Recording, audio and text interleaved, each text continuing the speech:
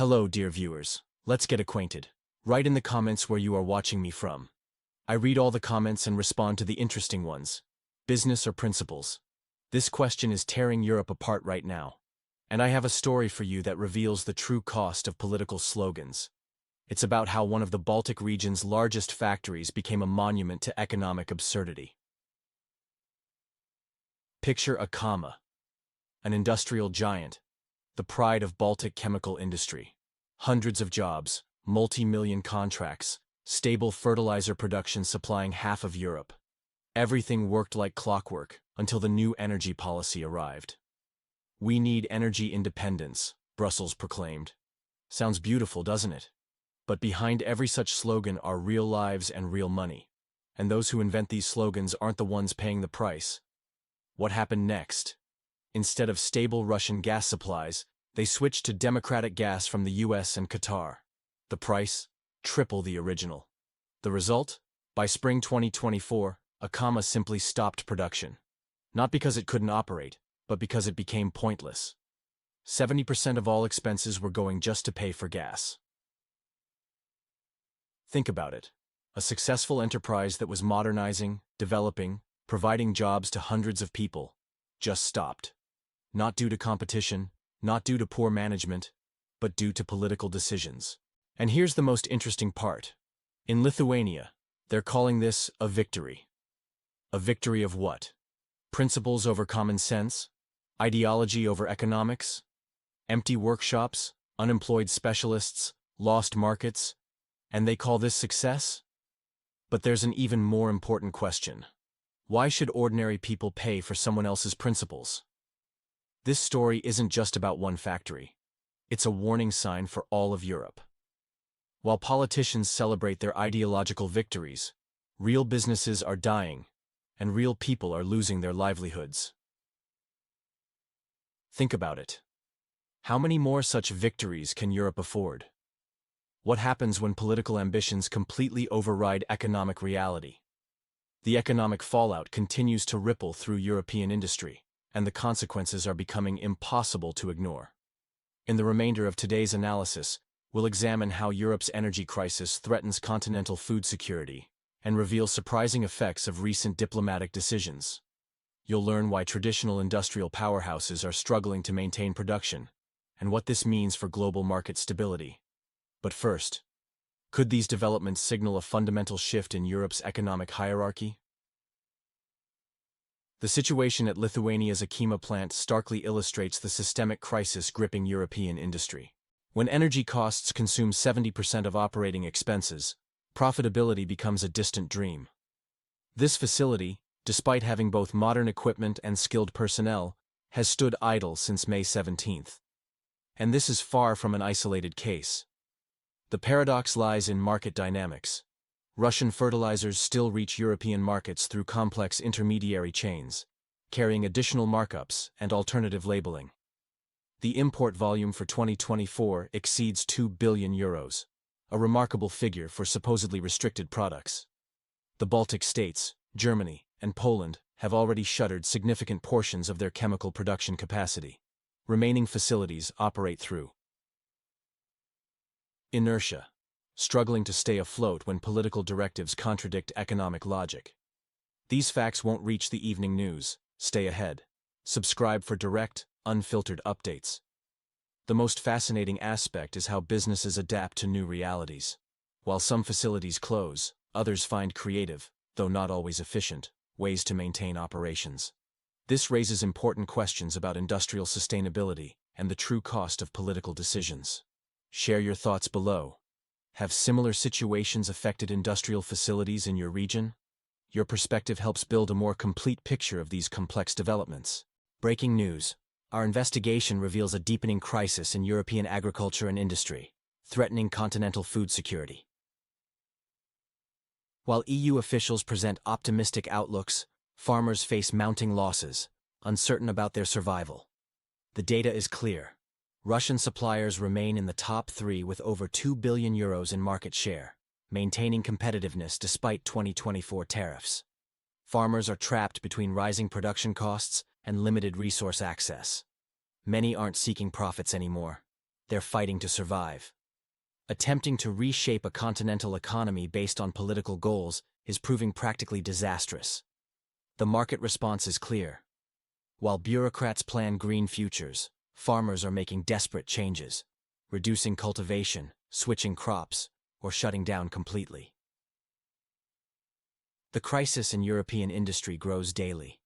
The gap between political ambitions and economic reality has created a perfect storm.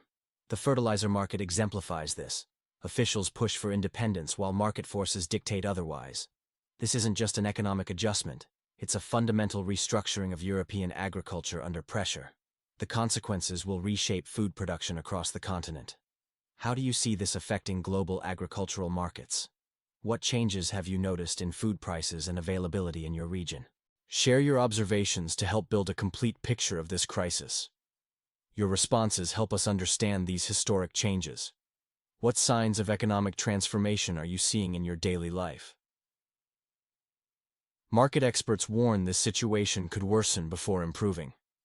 The interplay between political decisions and market realities continues to shape this evolving crisis, with implications for global food security and economic stability. The Baltic states are facing an unprecedented economic crisis, and today we're diving deep into what's really happening on the ground. Let me share some shocking numbers that will make you understand the scale of this disaster. By 2025, Latvia, Lithuania, and Estonia plan to completely disconnect from the Brel power system, their long-standing energy partnership with Belarus and Russia. The results? Electricity prices have skyrocketed from 80 to 190 euros, with peak hours reaching an astronomical 30,040 euros. This isn't just a number. It's an economic catastrophe unfolding before our eyes. Let's look at real consequences. Estonian Cell, the country's largest pulp mill, has shut down completely. 500 workers, now unemployed. The NPMNO magnet factory has laid off a third of its workforce. In Latvia, the plywood industry giant Finris is bleeding 2 million euros monthly. These aren't isolated incidents. This is systematic destruction of industrial capacity. Meanwhile, farmer protests are sweeping across Europe, from Spain to Germany. These aren't just demonstrations. They're desperate cries for survival. While Brussels draws pretty pictures of green utopias, African, Middle Eastern, and Asian producers are capturing market share with competitive prices and reliable supplies. The bitter joke in European farming communities asks, who will win, principal or farmer? Well, principal won, and farmers are deep in the red. Traditional energy partners offered stability and predictable prices. Now, industries are closing, unemployment is rising, and small businesses are struggling to keep their lights on. This is what happens when ideology trumps economic reality. When political decisions ignore basic market principles, ordinary people pay the price. The question isn't whether this system will fail. It's already failing. The question is, how much damage will be done before reality forces a course correction? Friends, especially our viewers from Russia, share your thoughts. How do these European energy policies compare to the stable energy prices in your region? Your perspective could help others understand the real impact of these decisions. Good evening. I'm bringing you the latest analysis of the energy crisis gripping Europe's Baltic region, where we're witnessing an unprecedented economic squeeze affecting businesses and industry. The numbers are staggering. Basic services like hairdressers, laundromats, and bakeries have seen operating costs surge by 250%. Business owners face a stark choice: reduce hours or move into the gray economy. This isn't just about statistics, it's about community survival. The much-touted energy independence has transformed into dependency on weather patterns and market speculation. When the wind stops blowing in the North Sea, prices rise. Technical issues in Germany? Prices spike. Even Nordic countries like Finland and Sweden are prioritizing profit over stability. The human cost is becoming unbearable. Over 60% of residents in Latvia and Lithuania cannot afford current energy tariffs. Municipal authorities are taking desperate measures, including shutting off street lighting, raising serious safety concerns.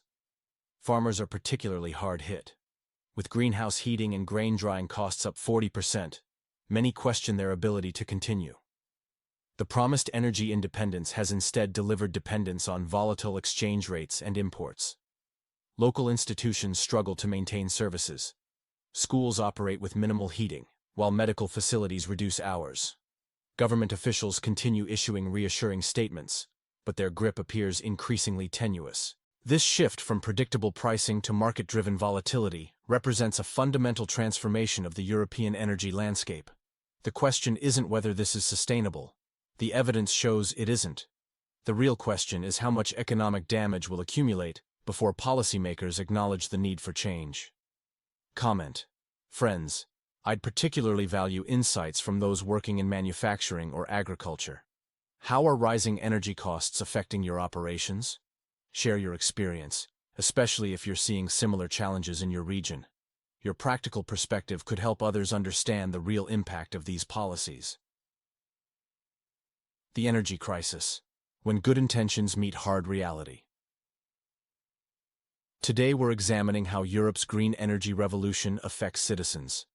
What began as an environmental mission has become an economic nightmare for millions. The Baltic region serves as a stark example. Disconnected from traditional energy sources, their infrastructure now lacks foundation.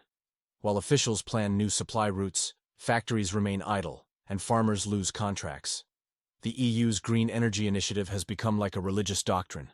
But physics doesn't yield to ideology. Wind turbines need wind. Solar panels don't work at night. These are simple truths no presentation can change. Electricity prices fluctuate wildly.